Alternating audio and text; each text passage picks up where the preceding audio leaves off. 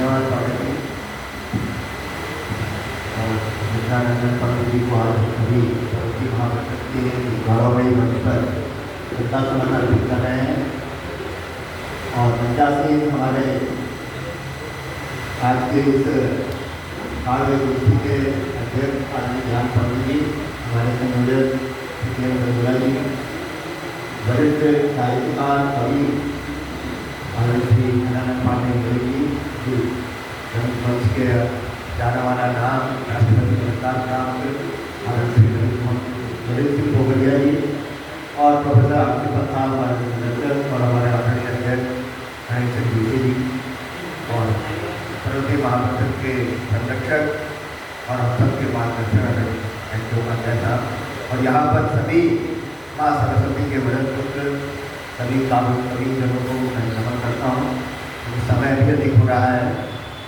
आज इस कार्यक्रम के माध्यम से हमारे साहित्यिक प्रकोष्ठ ने अपनी सार्थकता सिद्ध कर दी है। मैं जोरदार तालियां चाहूँगा हमारे साहित्यिक प्रकोष्ठ के लिए और आदरणीय ज्ञान मंत्री जी और हमारे नारायण दत्त पाठक जी और सबसे बड़ी बात है कि चंदोरा जी जो उत्तराखंड भागवत संस्थान के सम्मानित सदस्य हैं, उनके मार्गदर्शन में ये साहित्य प्रकोष्ठ जिस तरह से काम कर रहा है और अपने गठन के तुरंत बाद जिस तरह से सक्रिय हो गया है, ये सबसे बड़ी उपलब्धि मैं इसे मानता हूँ। और मैंने आदरणीय अध्यक्ष जी से अनुरोध भी किया था ज्ञान साहब में कि क्षेत्रीय स्तर पर भी इस प्रकार की काव्य गोष्ठियाँ करें और जिससे जो बेईमान कवि हैं जो क्षेत्र में रहते हैं उनको भी एक अवसर प्राप्त हो सके। आज बहुत सारे लोग लिख रहे हैं और उन लोगों को अगर मंच मिलेगा तो नए नवांकुर जो कवि हैं उनको हम प्लेटफॉर्म देने का काम करेंगे।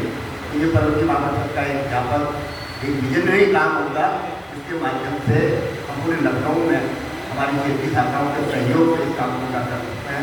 थोड़ी सी मेहनत जरूर करनी पड़ेगी उसके लिए। और ज्ञान मंत्री जी जैसे जो कि संस्था के संस्थापक रहे हैं, उनके पास बहुत कैलिबर है और जिस तरह हम हाथ डालते हैं उन्होंने हमेशा अपने आप में किया। और साहित्यिक प्रकोष्ठ के माध्यम से तो आप लोगों ने जिस तरह से इस काम को आगे बढ़ाया है निश्चित रूप से साधुवाद। तो और एक और सुझाव अभी अध्यक्ष जी को मैंने दिया था कि जो विस्मृत हो गए ऐसे कवि जो कभी न कभी परवर्ती समाज के बारे में हमारे परवर्ती समाज के रहे हों, उन्होंने अपनी रचनाओं के माध्यम से कभी मन को सुशोभित किया हो, वो आज जो विपत्ति में चले गए हैं या वो काल हो गए हैं, ऐसे लोगों को भी याद करने का इस मंच के माध्यम से प्रयास है।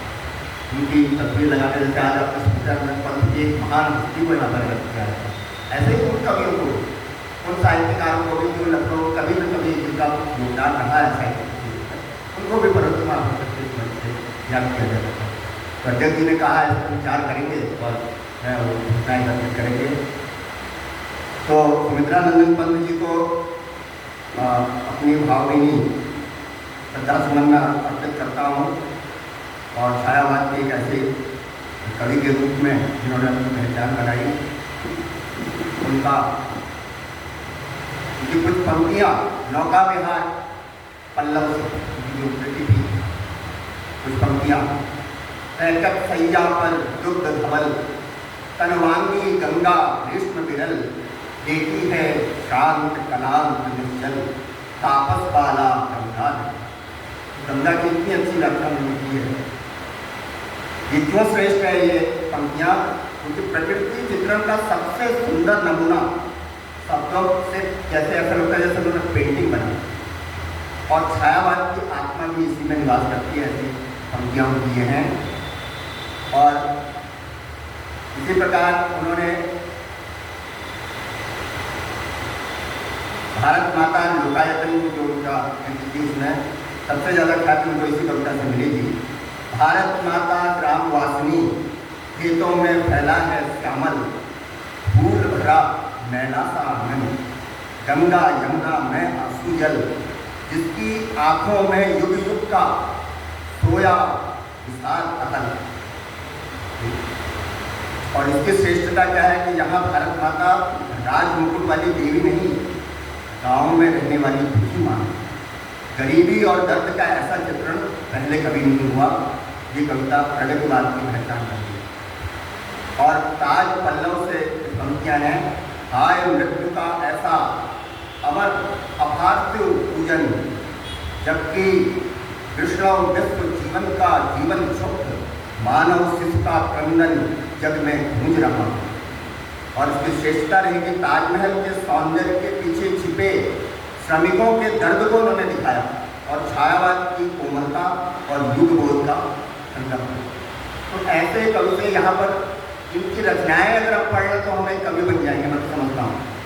इतना उसमें गूढ़ रहस्य भरा हुआ, इतना शब्दों का अच्छा चयन है और इतना, और उसके अंदर जो छिपा हुआ है ज्ञान, वो अगर हम थोड़ा भी उसका अंश हमारे जीवन में उतर जाए तो मैं समझता हूँ वो व्यक्ति का साहित्यकार या कवि बन जाएगा। इतने विशाल व्यक्तित्व आज हम याद कर रहे हैं। मैं पुनः परम महापुरुष के गौरवशाली मन से उसको नमन करता हूँ और आप सबको धन्यवाद देता हूँ कि आपने इस अवसर पर प्रदान करके हमारे इस कार्यक्रम को